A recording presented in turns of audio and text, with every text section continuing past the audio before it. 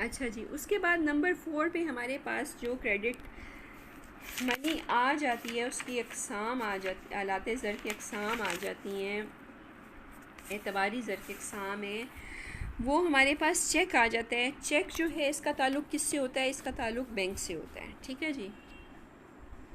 अब ये कि बैंक जो है वो कब पैसे दे सकते हैं हमें, नंबर 1 ये कि पहले तो हमने बैंक में अपना अकाउंट खोला हुआ हो, हमारे पास उतने पैसे मौजूद हों जितने के मैं चेक काट के या चेक लिख के दे रही हूँ। ये नहीं कि मेरे पास 50,000 है और मैं 70,000 का चेक लिख दूँगी तो बैंक जो है वो 70,000 पे कर देगा, ऐसा नहीं होगा। फिर चेक पे जितनी भी दर्ज करने वाली, लिखने वाली जो हम आप कह लें कि मालूमात हैं वो दुरुस्त होनी चाहिए, दस्तखत दुरुस्त होने चाहिए। अगर ये सब चीज़ें दुरुस्त नहीं लिखी होंगी तो फिर चेक जो है वो कैश नहीं होगा, ठीक है जी। चेक जो है एक ऐसा ऑर्डर होता है या ऐसा हुक्मनामा होता है जो चेक जारी करने वाला बैंक को देता है कि जी इस, और उस चेक, और बैंक क्या करता है उस चेक के बदले जो जमा शुदा हमारा अकाउंट होता है, जो हमारे अकाउंट में से हमें पेमेंट कर देता है। अब चेक की भी बहुत सारी अक़साम और अशकाल हैं, ठीक है जी। 4 सूरतें हम हैं यहाँ पर। हम सबसे पहले पढ़ेंगे बेयरर चेक। बेयरर चेक में आप देखें कि यहाँ पर जहाँ पर नाम लिखा हुआ है, देखें सबसे पहले क्या है हमारे पास यहाँ पर, पे मिस्टर अब्दुल हमीद, ठीक है, डेट डाली है। उसके बाद ये देखें बेयरर। बेयरर का मतलब ये है कि जो शख्स भी ये चेक लेके बैंक में जाएगा ना, बैंक को इससे गर्ज नहीं होगी कि ये कौन चेक लेके आए हैं। हाँ, दस्तखत अगर मैच होते हैं और उतनी रकम उस अकाउंट में मौजूद है तो बैंक चेक लाने वाले को शनाख्त किए बगैर वो रकम उसको दे देगा, ठीक है जी। मिसाल के तौर पर आप मुझे चेक देती हैं, मैं चेक लेके जो है वो बैंक चली जाती हूँ। बैंक अगर आपके दस्तखत सही हैं और आपके पास उतनी आपके अकाउंट में पैसे हैं तो बैंक को इस बात से गर्ज नहीं होगी कि चेक कौन लेके आया है, क्योंकि उसके ऊपर बेयरर तहरीर है, वो मेरी शनाख्त नहीं करेगा और मुझे पैसे दे देगा। और दूसरा चेक होता है ऑर्डर चेक। ऑर्डर चेक ये होता है कि जिस शख्स के नाम लिखा गया होता है उसी शख्स को पेमेंट की जाती है और उस शख्स की तस्दीक भी की जाती है कि ये वही शख्स है जिस जो है वो चेक लेके आया है, ये वही शख्स है, और उसके ऊपर ऑर्डर लिखा जाता है। पिछले वाले चेक पे आप यहाँ देखें, यहाँ ऑर्डर तहरीर था। अब अगर यहाँ मैं ऑर्डर क्रॉस कर बेयरर तहरीर था, अब मैंने बेयरर को काट के ऑर्डर कर दिया और नाम लिख दिया।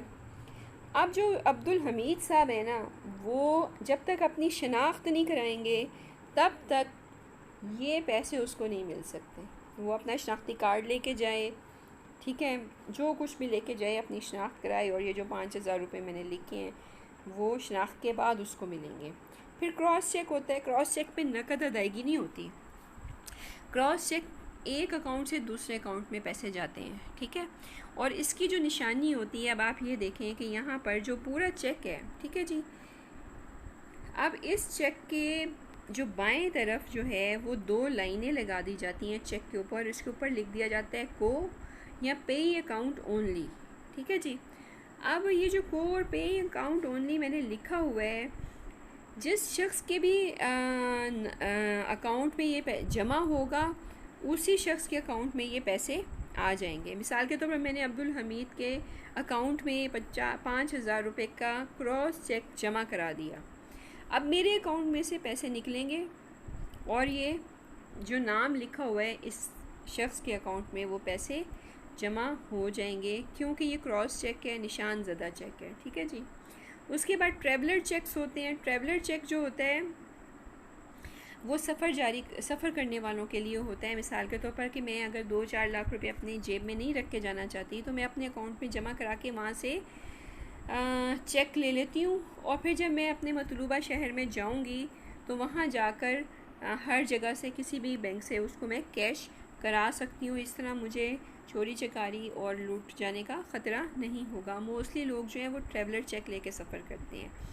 अच्छा जी, अगला जो हमारा है वो है बैंक ड्राफ्ट। बैंक ड्राफ्ट भी ऐसी तहरीर है कि जो एक शख्स के अकाउंट से पैसे दूसरे शख्स के अकाउंट में ट्रांसफ़र हो जाते हैं। जिस शख्स के नाम ड्राफ्ट लिखा गया होगा, अगर मैं आपके नाम ड्राफ्ट लिखती हूँ तो आप उसको जाकर अपने अकाउंट में जमा करा देंगे। ठीक है जी। तो वो आप जमा करवाएंगे, किसी भी मैं रकम जमा करा दूंगी कि मैंने आपको 5,000 देने हैं और आपको एक बैंक ड्राफ्ट दे दूंगी। आप क्या करेंगे, वो बैंक ड्राफ्ट पकड़ेंगे और किसी भी बैंक से जाके वो ड्राफ्ट की मतलूबा रकम जो कि उस पर लिखी भी होगी वो उतनी रकम आपको दे दी जाएगी। अब ये बैंक ड्राफ्ट जो है वो आप बाय हैंड भी कैरी कर सकते हैं और बाय डाक भी भेजी जा सकती है। मोस्टली बच्चों की जो फ़ीसें हैं, जो हॉस्टलाइज होते हैं, हॉस्टल में रहते हैं, उनको बैंक ड्राफ्ट दिए जाते हैं कि वो बैंक ड्राफ्ट यहाँ से रकम जमा करा दी, वहाँ पे उनको बाय डाक जो है वो बैंक ड्राफ्ट भेज दी और वो ड्राफ्ट दिखा के और अपनी रकम वसूल कर लेते हैं। फिर उसके बाद जो कफ़ालतें और बॉन्ड्स हैं, ये उस वक्त इस्तेमाल होती हैं जब कि गवर्नमेंट ने कर्ज़ा लेना हो। ठीक है जी। अब गवर्नमेंट वैसे कैसे पैसे ले सकती है कि जी मुझे पैसे दे दो, वो क्या करेगी, वो कुछ सिक्योरिटीज़ निकालेगी, कुछ बॉन्ड्स निकालेगी जिस पे कि रकम देने वाले का नाम, तारीख़ और शरह सूद जो कि गवर्नमेंट उसको अदा करेगी। मिसाल के तौर पे मैं 50,000 रुपये बैंक में जमा, मैं सिक्योर बॉन्ड्स लेती हूँ, ठीक है, शेयर्स लेती हूँ।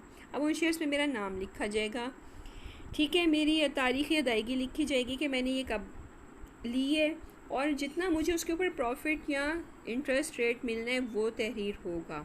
अब क्या होगा कि मैंने गवर्नमेंट से सर्टिफिकेट ख़रीद लिया और गवर्नमेंट ने मेरे से पैसे वसूल कर लिए। ठीक है जी। इस तरह गवर्नमेंट के पास पैसे आ जाते हैं और वो अपने काम कर सकती है। अब ये कि ये जो शेयर्स होते हैं ये स्टॉक एक्सचेंज मार्केट में फ़रोख्त भी किए जा सकते हैं कि मुझे अगर पैसे की ज़रूरत पड़ गई है तो बजाय इसके कि मैं अब बैंक से या कंपनी से या गवर्नमेंट से कहूँ मुझे 50,000 रुपये दो, मैं किसी दूसरे शख्स के नाम इसको, जहाँ पे स्टॉक एक्सचेंज का कारोबार हो रहा होगा, मैं वहाँ जाऊँगी, वहाँ अपने नाम के शेयर्स दूसरे के नाम ट्रांसफ़र करके और वो पैसे वसूल कर लूँगी। ठीक है जी। आप इसको लेक्चर को बार बार पढ़ें, ध्यान से पढ़ें, ये मुश्किल नहीं है। इसको आप थोड़ा सा ध्यान से पढ़ेंगे तो इंशाल्लाह ये आपको पढ़ने के साथ ही ज़बानी याद भी हो जाएगा। ठीक है जी। ओके, अल्लाह हाफ़िज़।